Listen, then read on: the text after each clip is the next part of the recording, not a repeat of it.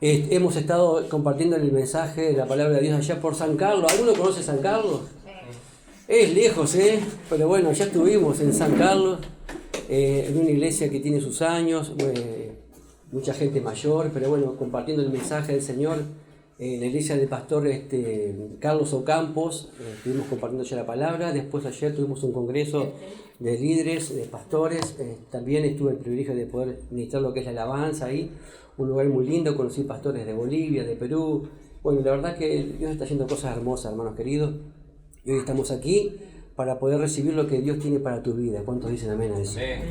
Gloria a Dios. Y hoy seguimos con el estudio del libro de Hechos. Ya estamos en el estudio número 16. ¿Cuántos están contentos por eso? Miren que estamos avanzando.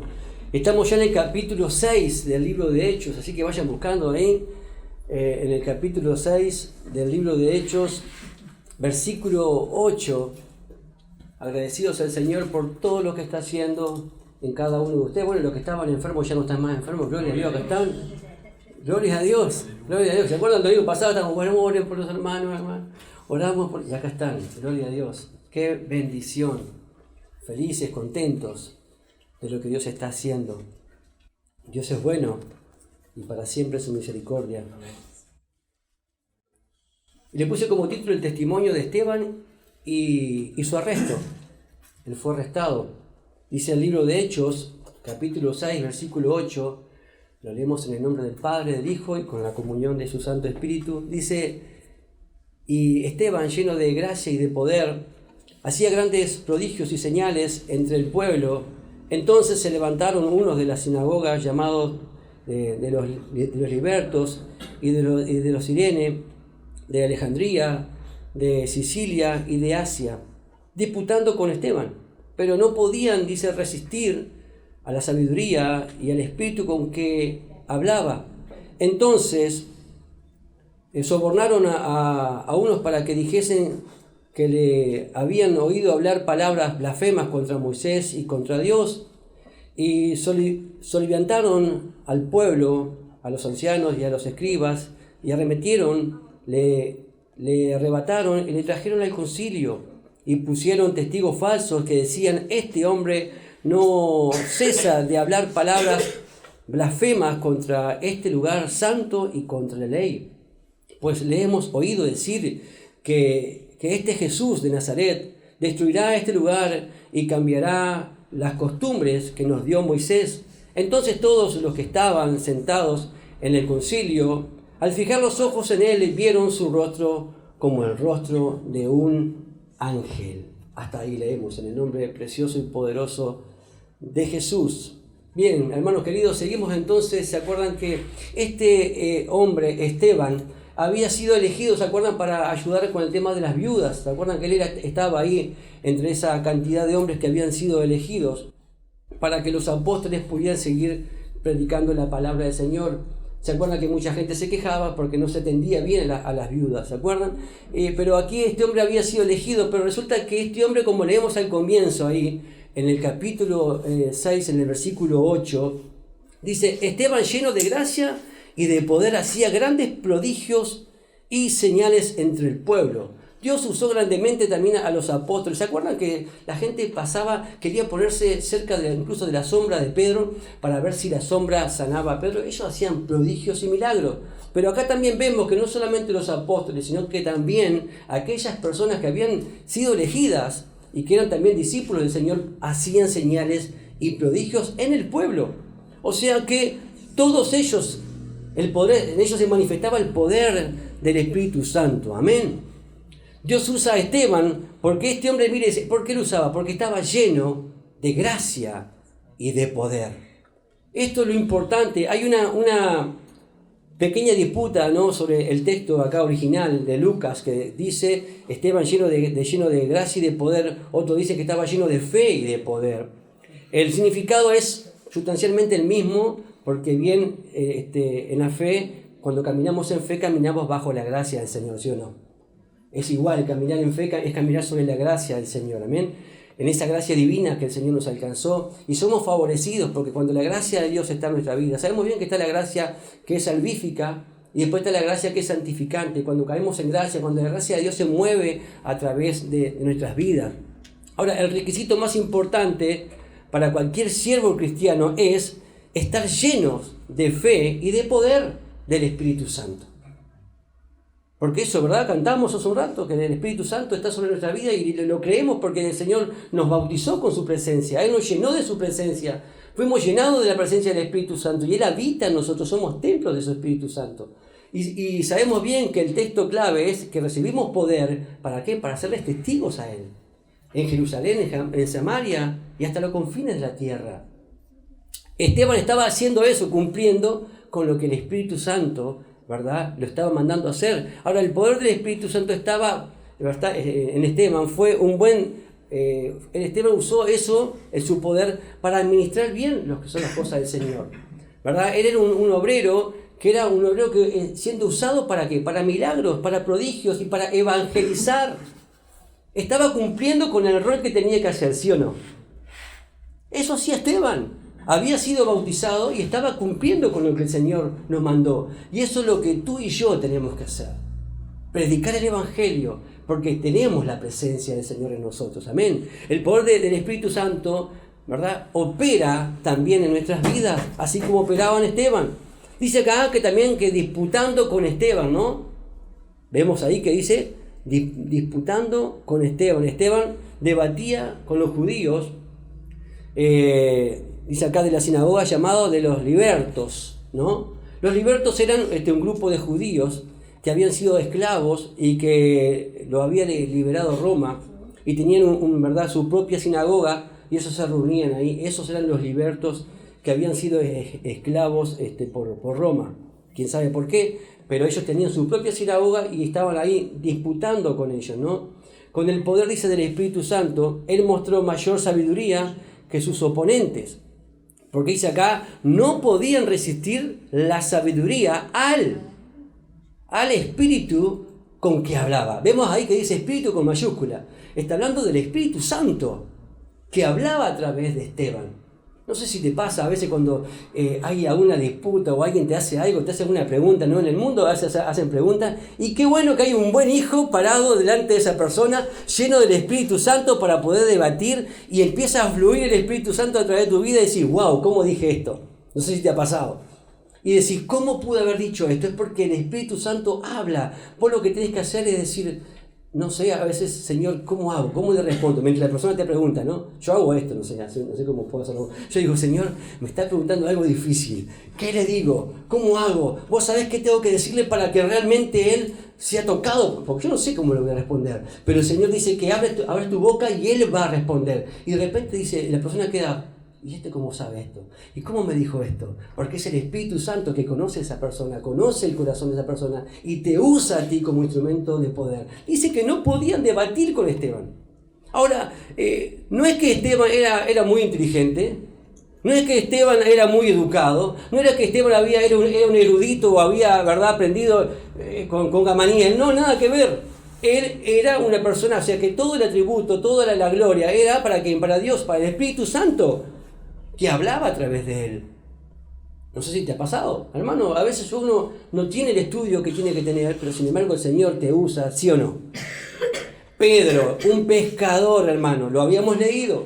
Un pescador en Hechos 2 se para después que es lleno del Espíritu Santo y les da una cátedra, amén, y menciona el Antiguo Testamento y todos quedan asombrados de lo que Pedro, sabían bien que era un pescador, igual que Juan y muchos de los que estaban con él, y hablaba de la palabra de Dios con denuedo, hermanos, con una verdad, con un conocimiento que eso era sobrenatural, era porque el Espíritu Santo hablaba a través de él. Y el Espíritu Santo es cuando también obra a través de su palabra, cuando hablemos palabra de Dios, y ahí es cuando la persona es convencida, porque el Espíritu Santo hace la obra. Amén.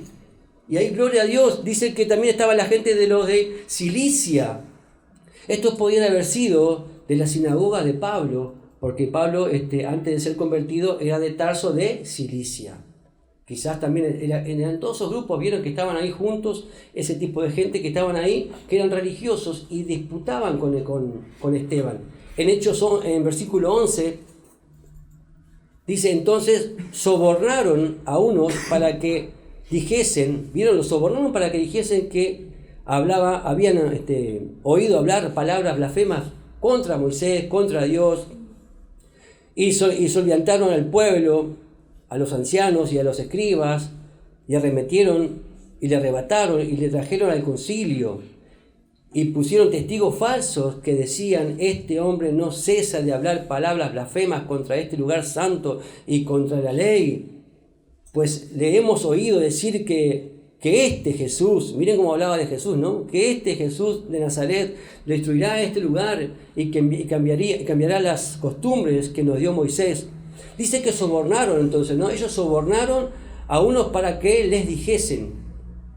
Los oponentes de Esteban no podían ganar con palabras justas, entonces ¿qué hacen? Mienten, sobornan, inventan cosas, dicen mentiras, hacen estrategias, ¿verdad? Se juntan, ¿verdad? Entonces se ponen en contra de Esteban para cambiar la opinión, la opinión pública, porque se acuerdan que antes el pueblo estaba de acuerdo con ellos.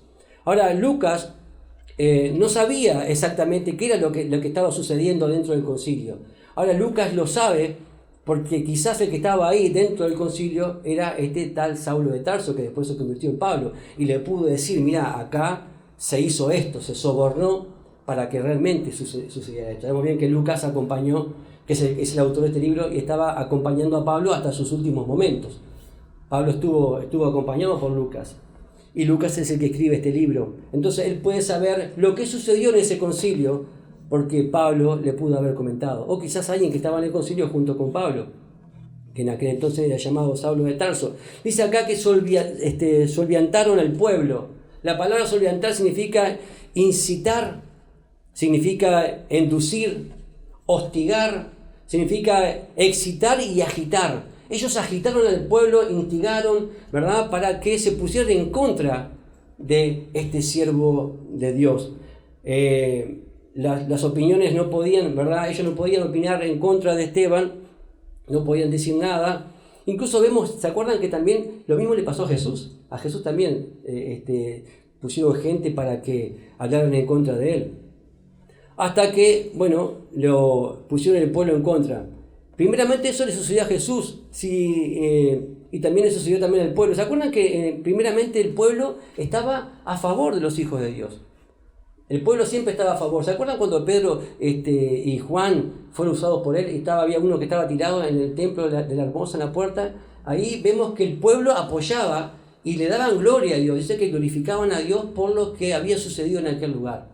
Y también en Hechos 5 también pasó lo mismo, que incluso ellos no pudieron meter presos o no pudieron dejarlos ahí cautivos a Pedro y a Juan, porque el pueblo incluso los defendía. Ellos tuvieron temor del pueblo. Entonces ellos, ¿qué hicieron ahora? Querían poner el pueblo en contra. Ahora, la opinión pública puede ser fácilmente moldeada, y eso lo vemos hasta el día de hoy. La opinión pública puede ser moldeada y lamentablemente a veces hay más afuera que adentro, ¿no? Y el enemigo sabe y usa esa estrategia para ir en contra de lo que Dios dice, incluso de los siervos de Dios.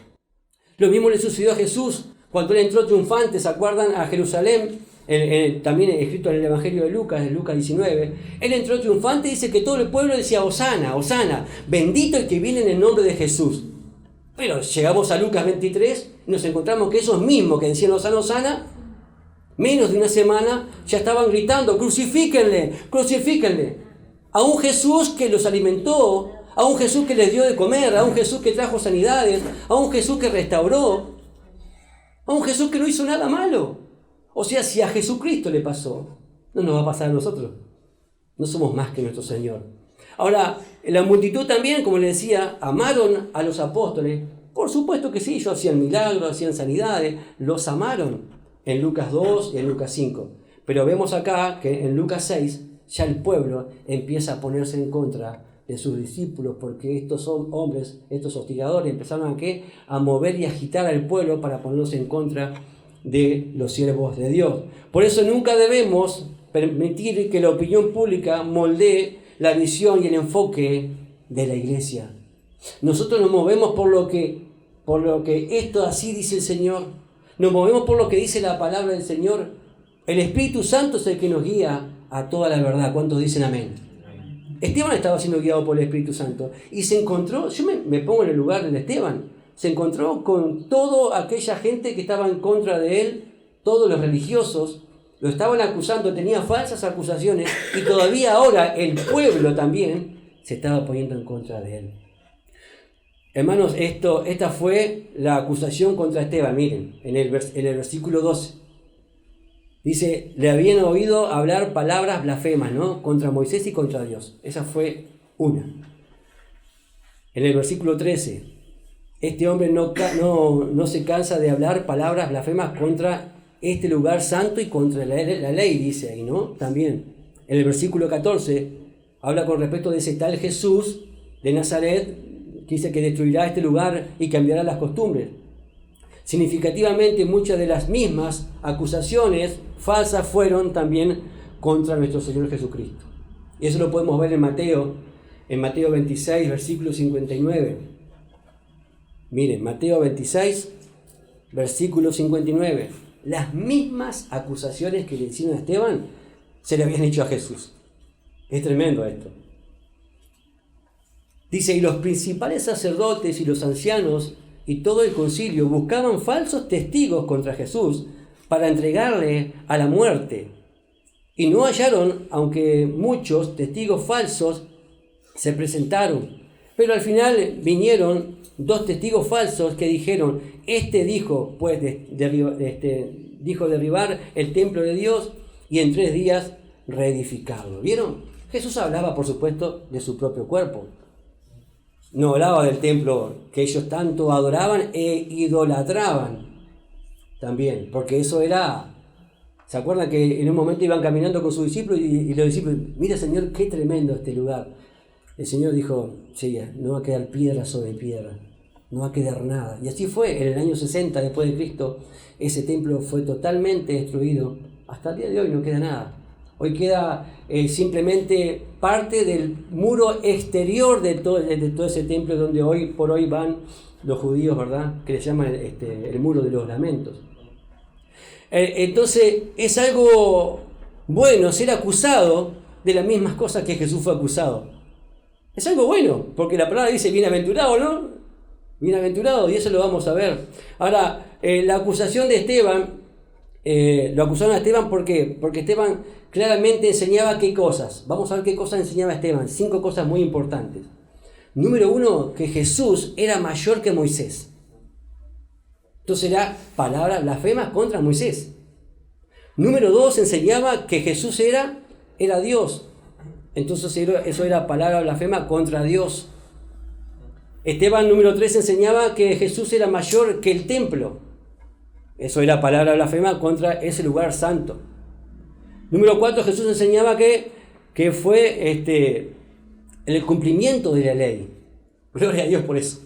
Que Jesús era el cumplimiento de la ley. Por eso era palabra blasfema contra la ley. Número 5, enseñaba también Esteban que Jesús era mayor que sus costumbres y sus tradiciones religiosas. Y eso era, ahí cuando decían, ¿se acuerda que Jesús de Nazaret destruiría este lugar y cambiaría las costumbres? Y eso era blasfemia contra todas sus costumbres. ¿Cuántas veces le predicamos a personas, amados de Dios, que Jesús no es religión, que Jesús es vida? Y la gente se ofende y se piensa que somos blasfemos. No te lo dicen de esta manera para decir, ¿en qué anda? Que mayor es cierta religión. Ahora, por supuesto que Esteban no estaba en contra de Moisés ni en contra de Dios, pero ¿verdad? Él glorificaba a Jesús.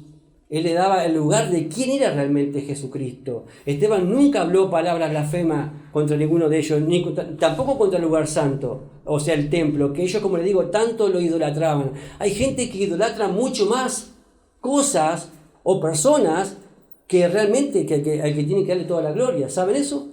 Y a veces pasa incluso hasta la misma iglesia. Idolatran más al pastor que al mismo Jesucristo.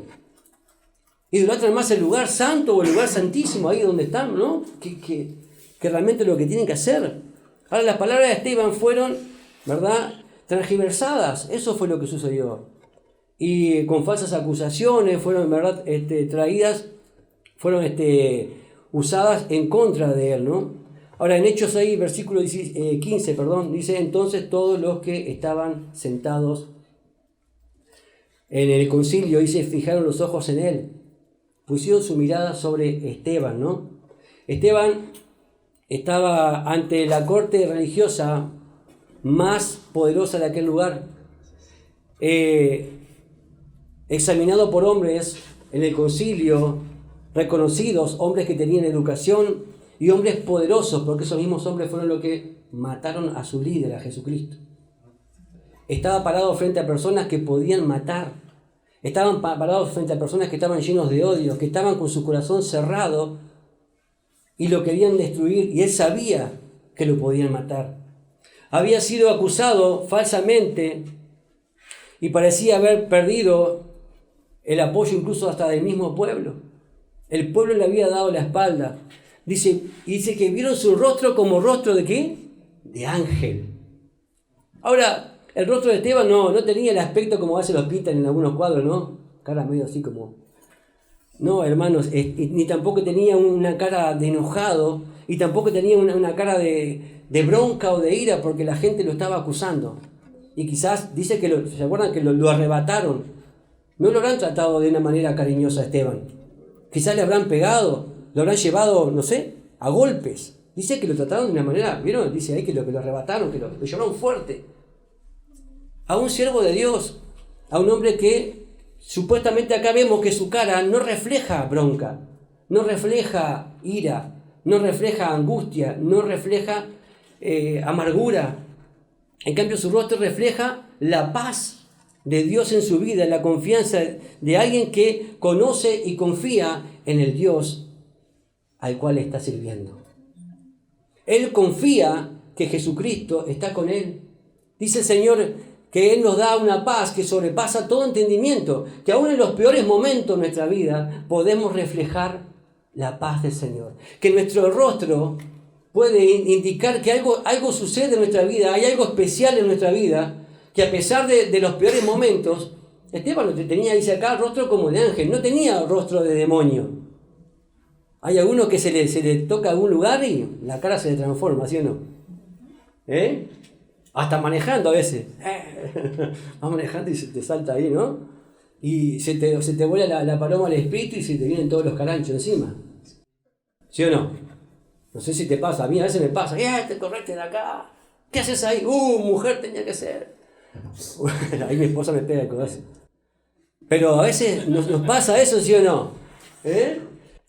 Cuando nos tocan, insultamos, agredimos, ¿sí o no? Y la cara se nos transforma. ¿Te imaginas que te vea un hermanito en algún lugar? No sé si te ha pasado a veces. No sé si te ha pasado. Estás en una cola ahí. ¿Hasta cuándo? O sea, se te cuela uno. ¿Qué haces ahí? ¿Qué haces ahí? ¿Que te estás colando? Y de repente uno, hola pastor, ¿cómo le va? Quedás pegado, hermano.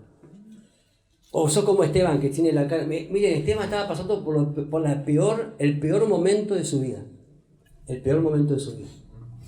Y su cara era cara como de ángel. Era un ángel del Señor, porque él era un mensajero del Señor.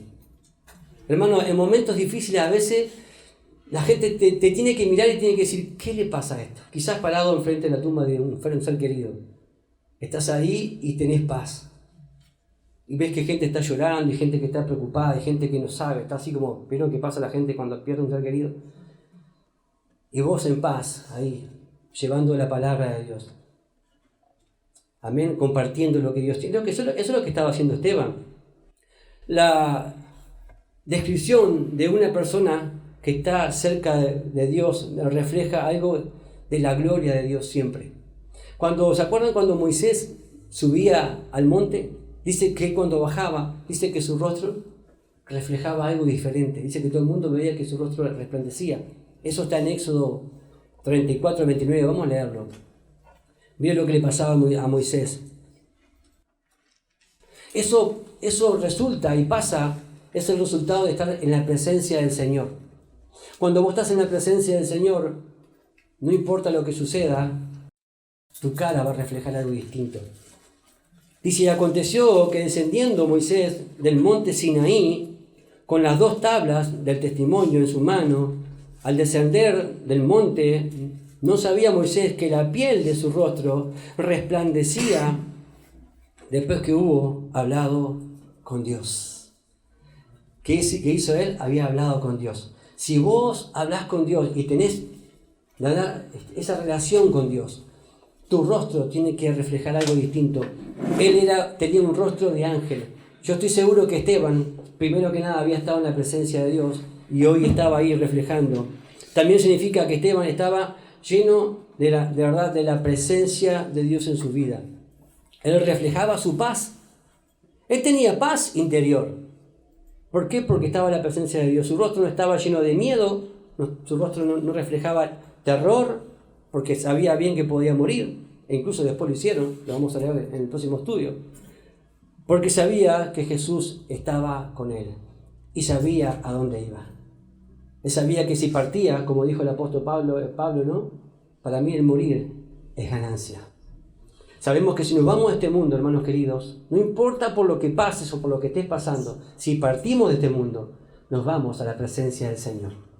Porque no todos van a ir a la presencia del Señor, pero vos y yo, y aquellos que están viendo por internet, amén, si has creído en Jesucristo, nos vamos a la presencia del Señor. Y como les digo, en Mateo ahí 5:10 dice también, no Jesús, bienaventurados, Mateo 5:10, bienaventurados los que padecen persecución por causa de la justicia, porque de ellos es el reino de Dios. Dice en el versículo 11, bienaventurados sois cuando por mi causa os vituperen y os persigan y digan toda clase de mal contra vosotros mintiendo. ¿Vieron? Toda clase de mal mintiendo. A Esteban estaban mintiendo, dice, pero él es un bienaventurado. Gozaos, dice, y alegraos en el versículo 12, porque vuestro galardón es grande en los cielos, porque así persiguieron a los profetas que fueron antes que vosotros. Hermanos, estamos tan cerca de Dios que realmente podemos reflejar la presencia de Dios en nuestra vida. Dice que tenemos que gozarnos y alegrarnos. ¿Cuántas veces nos pasa que pasamos por problemas, hermano, y nuestra cara es totalmente diferente? Tenemos que reflejar la presencia, dice, gozados y alegrados porque vuestro galardón es grande en los cielos. Somos bienaventurados cuando mienten por causa de que nosotros estamos predicando la palabra de Dios, porque estamos llevando el Evangelio, porque estamos hablando las verdades, la justicia de Dios a través de nuestras vidas. Amén. Porque Él es justo y su justicia está aquí en su palabra. Su verdad está aquí en su palabra y el mundo no quiere escucharlo. Y el mundo se va a levantar y van a decir falsas acusaciones. ¿Cuántas cosas pueden decir de nosotros? Así que prepárate. Y la mejor manera de estar preparado, porque eso va a venir cada vez peor, y el mundo cada vez, o sea, la gente de afuera, todo lo de afuera, cada vez se va a levantar peor en contra de la iglesia, que cuando se predique en contra de lo que es el homosexualismo, cuando se predique en contra de lo que es, ¿verdad?, de lo que es el aborto, cuando se predique en contra de todas esas leyes que son totalmente enviadas por el mismo enemigo, por Satanás, se va a levantar la gente de afuera, se va a levantar incluso hasta el mismo gobierno. Pero vos y yo tenemos que estar firmes y sabiendo quién es el que nos envió, quién es el que nos llamó, pero primero tenés que estar en la presencia del Señor. Buscar en oración, estar ahí con Él, para que podamos realmente ser usados por el Señor. Así se levante todo en contra. El Señor está contigo y está conmigo como poderoso gigante. Él nos va a defender. Él se va a levantar. Amén. Él nos va a guardar. Entonces, viendo acá y oyendo a Esteban, podemos ver a Cristo reflejado a través de ese hombre. Porque después vamos a ver en el próximo estudio las cosas que él decía. Aún en el peor momento, en los últimos momentos de su vida, como él realmente se veía que era Jesús en su vida. ¿Realmente en nuestras vidas la gente puede ver a Jesucristo?